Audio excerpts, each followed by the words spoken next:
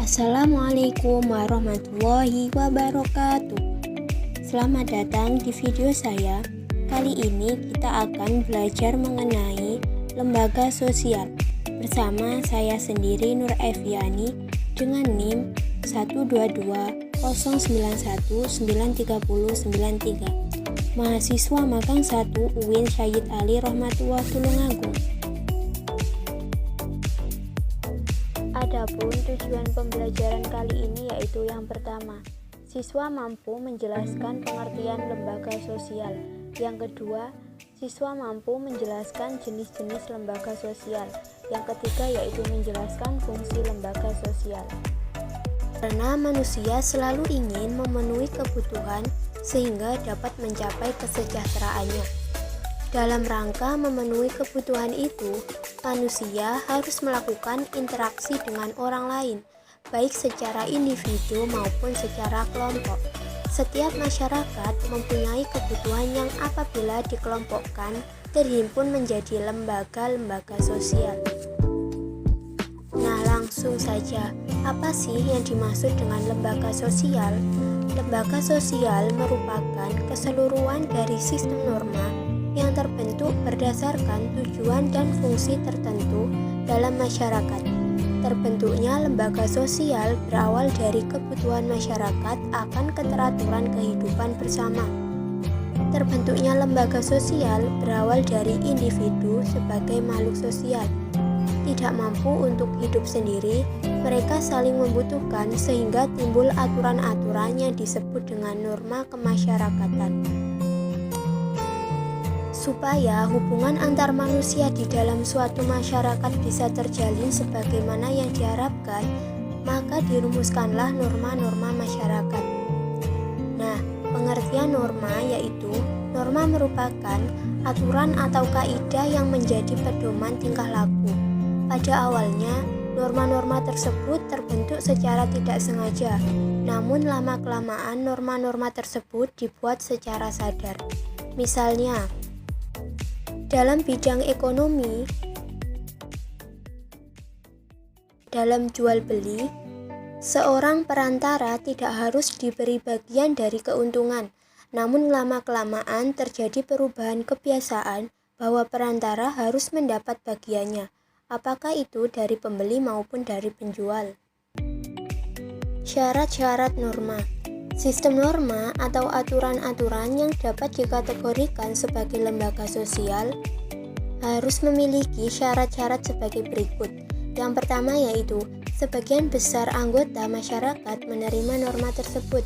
Yang kedua, norma tersebut menjiwai seluruh warga dalam sistem sosial.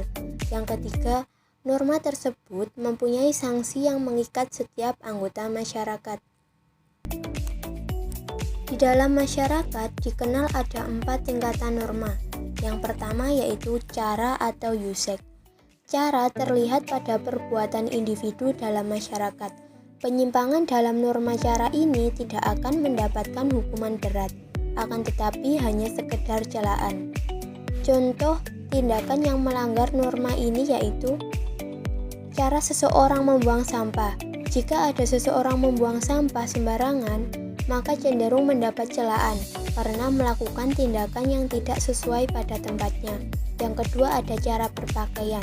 Apabila seseorang berpakaian yang kurang pantas, hanya akan ditegur. Tingkatan yang kedua yaitu kebiasaan atau Volkswagen. Kebiasaan adalah perbuatan yang dilakukan secara berulang-ulang dalam bentuk yang sama. Contohnya yaitu kebiasaan memberi hormat kepada orang yang lebih tua, mendahulukan orang yang sudah lanjut usia ketika sedang antri, dan sebagainya. Bagi mereka yang melanggar akan dikenakan sanksi sosial berupa teguran atas penyimpangan terhadap kebiasaan tersebut. Yang ketiga yaitu tata kelakuan atau mores. Kebiasaan diterima sebagai patokan atau norma pengatur kelakuan bertindak, maka di dalamnya sudah terdapat unsur pengawasan dan jika terjadi penyimpangan, pelakunya akan dikenakan sanksi. Contohnya yaitu, jika seorang peserta didik melanggar tata tertib, maka akan mendapatkan sanksi atas perbuatannya sesuai dengan tata tertib yang berlaku. Yang keempat yaitu adat istiadat. Adat istiadat merupakan kumpulan tata kelakuan yang paling tinggi kedudukannya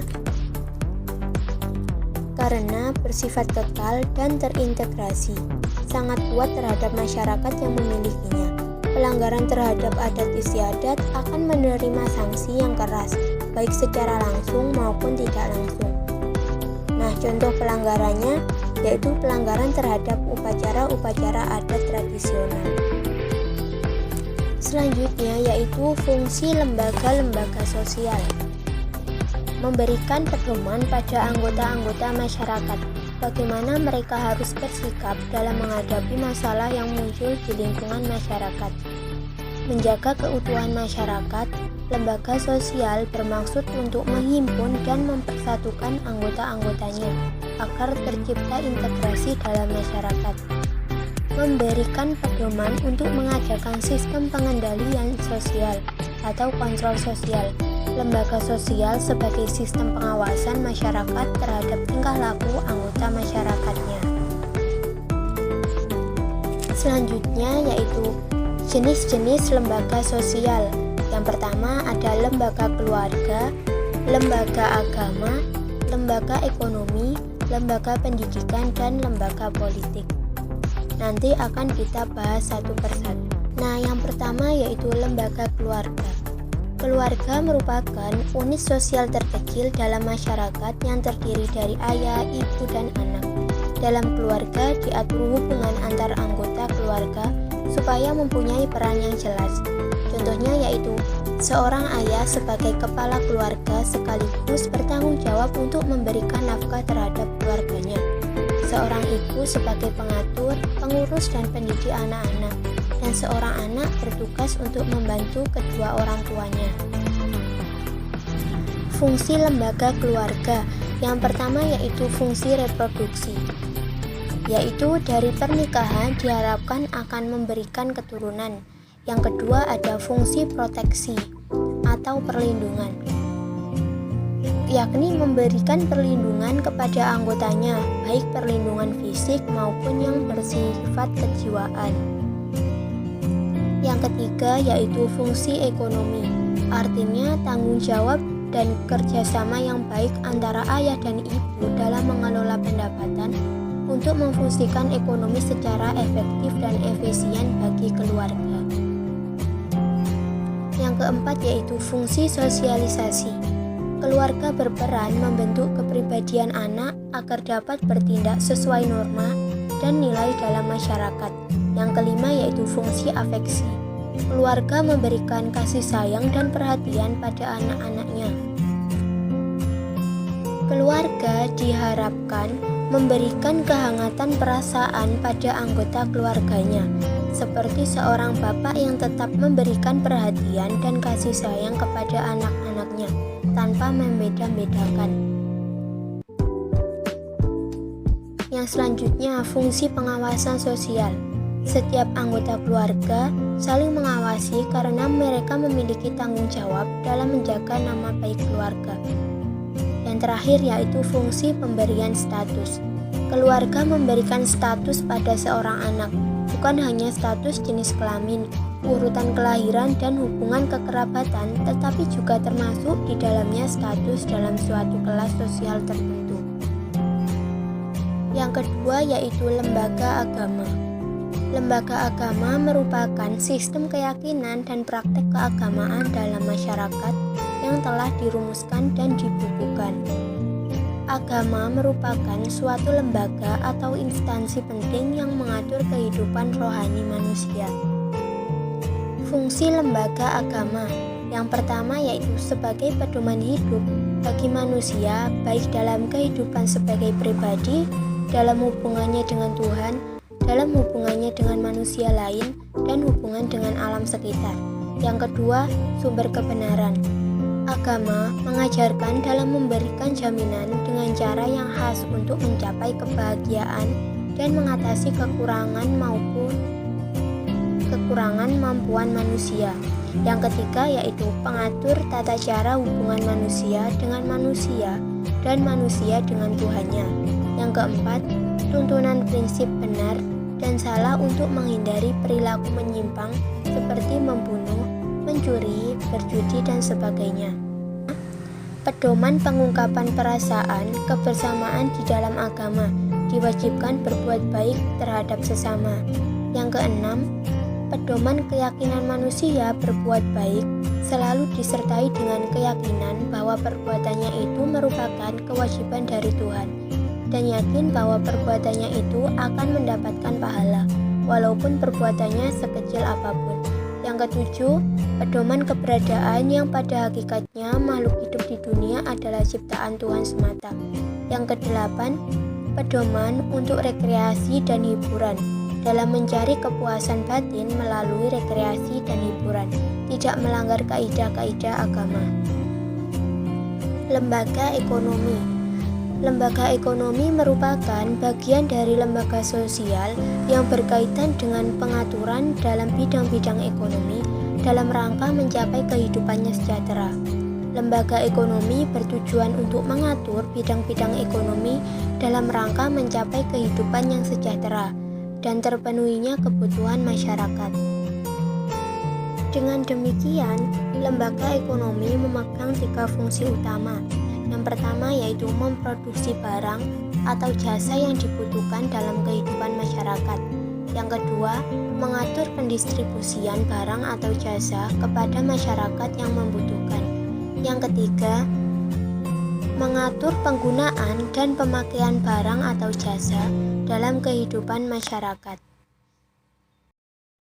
Selanjutnya yaitu lembaga pendidikan.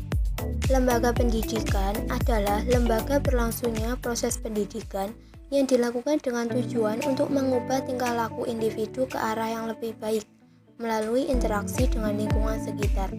Lembaga pendidikan merupakan agen sosialisasi lanjutan setelah keluarga yang menawarkan pendidikan formal mulai dari jenjang prasekolah sampai ke jenjang pendidikan tinggi. Adapun fungsi dari lembaga pendidikan yaitu yang pertama, sebagai sarana melestarikan kebudayaan dengan cara mewariskan kepada generasi berikutnya. Yang kedua yaitu memberikan bekal persiapan untuk bekerja. Yang ketiga yaitu membentuk pribadi yang baik untuk melaksanakan peran dalam masyarakat.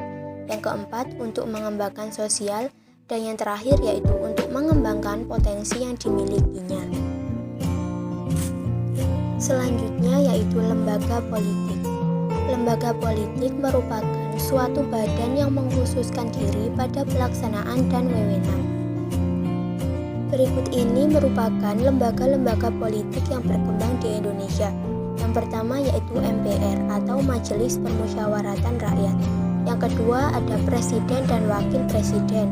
Yang ketiga ada DPR atau Dewan Perwakilan Rakyat. Yang keempat DPD, singkatan dari Dewan Perwakilan Daerah. Ada DPRD Provinsi dan DPRD Kabupaten. Fungsi sendiri dari lembaga politik yaitu melaksanakan undang-undang yang telah disahkan, menyelesaikan konflik yang terjadi antar warga masyarakat, menyediakan dan memfasilitasi pelayanan masyarakat, serta melindungi warga masyarakat dari serangan bangsa lain. Demikianlah pemaparan materi dari saya. Semoga bermanfaat. Wassalamualaikum warahmatullahi wabarakatuh.